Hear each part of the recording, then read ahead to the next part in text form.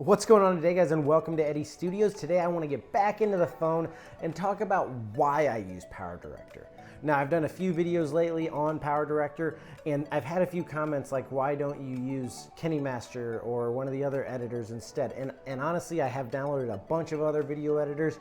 I've been using PowerDirector for like 4 years now, but sometimes there are a few reasons I do actually go over to Kinemaster, and I'll get into that at the end of this video.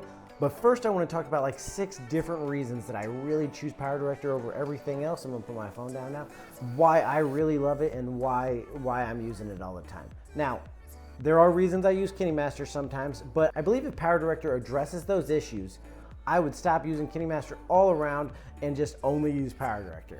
So let's talk about what I really love about PowerDirector right now. So first and foremost, it's super easy to use, even though you can do some pretty intense edits on it. And I mean intense, like I do a ton of different stuff. I've done Zach King style edits on it and all sorts of fun stuff, like anything you can think of you can do on it, but super easy to just put your videos in to the timeline and add transitions, a little bit of sound, and go ahead and just publish that video, and then you can share it anywhere you want to share it. Like real easy to just do that basic add videos, but also can be super in-depth. You can get into a lot of other stuff, which we'll talk about in a minute, some of the other items that it has. Second is one of the updates that PowerDirector did recently, where it allows you now to be able to edit in portrait mode or landscape mode. Before it was just landscape mode, but now you can edit this way or this way. I did a full video on why this is an awesome feature and how it operates, and I'll link a card above to show you guys that if you want to check it out, or you can just check out the playlist at the end.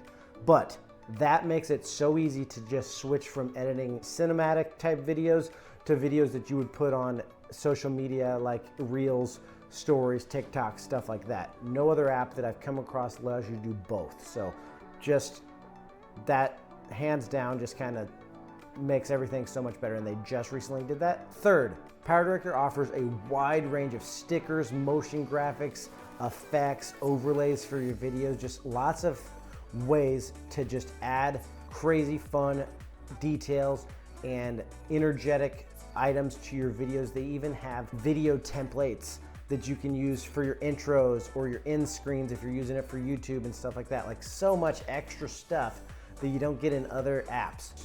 My cat's on me. Sorry, Tiger. Fourth, it has a very intuitive masking tool and allows you to do chroma key, like green screen stuff. So you can combine the two of those and do some crazy stuff, or use one or the other. And in some of my other videos, you'll notice that I use the masking tool to be able to do some stuff that you would think is pretty basic in some other softwares. But the masking tool can be used for so much stuff.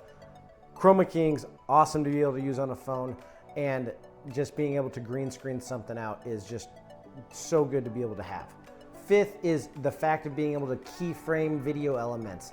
Like being able to keyframe your masks allows you to do things like blurring out a face if you're trying to blur something out in a video. I did do a full video on how to blur out a moving object, so that's something to do. You can keyframe when cinebars come in. You can make it so they keyframe from not being in to being in. You can keyframe fading in, fading out. You can keyframe movement of an object on a screen.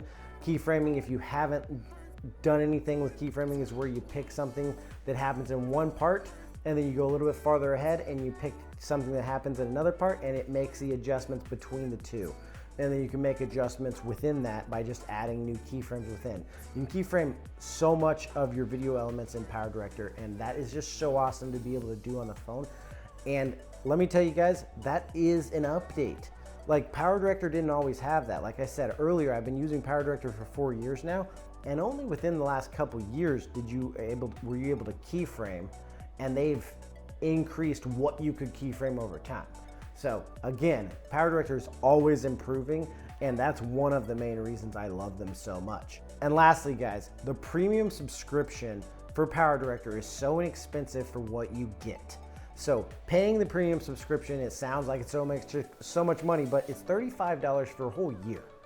And what this gets you is the full access of the whole program. You can layer your videos down to like a number I haven't even reached yet. If your phone's processor can handle it, you can layer it down that far.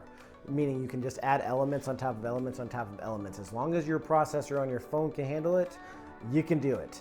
And it also gives you a gigantic library to some what could otherwise be expensive royalty-free websites. So you have options to use these royalty-free like Pixabay and Shutterstock for video elements, videos, photos, music, sound effects, like such an array of royalty-free music and stuff. And if you just paid for a subscription to a royalty-free site, you would pay more than what you're paying for PowerDirector's whole year subscription in a month just to have access to as much royalty-free stuff that PowerDirector gives you. That's just like mind-blowing, and they only added that a while back as well. Otherwise, they did have kind of like their own like element library, which was nowhere near as vast as it is now. You can still use some of PowerDirector's like built-in music and their own library, but then you also have the ability to use all of the stuff from the external sites, which you can search and find it all right there in PowerDirector. Like, that's crazy. It's just so good to be able to do that, guys. But I've covered so much of what I love about PowerDirector. Let's talk about a couple things they really need to fix. Otherwise, I got to keep going over to Kinemaster for some stuff. So I did do a video on some tricks on how to be able to like color grade your stuff a little bit better on PowerDirector, but their color grading is super limited. Now, you can do stuff with it like basic saturation, hue, contrast, brightness, all that, you can do that. But Kinemaster does so much more with it. And I'd love to see PowerDirector add some of the stuff that Kinemaster adds, like having to be able to do the lift, the gain, the gamma, being able to adjust your shadows, adjust your highlights, being able to make a specific color pop or be more vibrant than other colors. Like, there's a lot they could do, and if they focused a little bit on that color grading and just kind of enhanced it a little more, that would be great. Because sometimes right now I finish a video in PowerDirector and then I shoot it over into Kinemaster just to make some color adjustments, depending on how funky I want to be with it. But I like to be able to be as funky as I can. So PowerDirector, that's something cool that you could definitely work on. Another thing, a second thing that I would love to see fixed is how you make adjustments to things that have a numerical value, like your volume on your audio, or like if you're making those adjustments in your color grading, they're all like a numerical value with a slider bar. It'd be nice if you could like tap it and then type in the number so that it's easy to just get the number you want. Like, I want to be able to just type in the number I want and it's done. And lastly, this thing's a little nitpicky because this is more for me and some specific video makers out there, but I have for my DJI Osmo Pocket 2 and for my phone an anamorphic lens. And I like to do a lot of edits for my DJI Osmo Pocket 2, which, guys, I have whole playlists on that camera. That camera's awesome. Check out the card above, the DJI Osmo Pocket 2 playlist. Check out that camera. Like, I use it for so much stuff. I'm using it right now. This is the microphone for it, and I'm using it.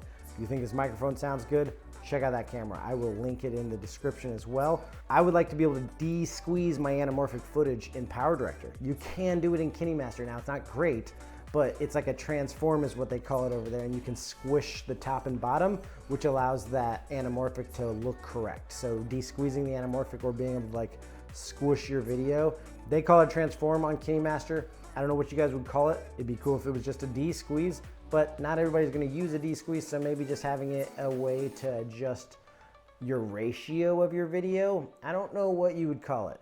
But being able to squish your video down so that when I am doing those anamorphic things, it works and I can do it on PowerDirector and not have to go over to Kinemaster for it. Now, if you guys have any comments, concerns, things you'd like to know about PowerDirector, please leave me a comment and tell me about it. And if you enjoy this video, hit that like button. And if you want to learn more about PowerDirector, video editing, budget video creation, and how to shoot better video, subscribe to the channel, guys. And I'm going to head out and I'll start working on next week's video. I got a vlogging kit coming in. Check out that full playlist on PowerDirector right there, guys. And until next week, go shoot something awesome. Download PowerDirector and start editing with it. Upload that to the internet and show off all your artwork, guys, because you should show off what you make. Peace out. See you next week with another video.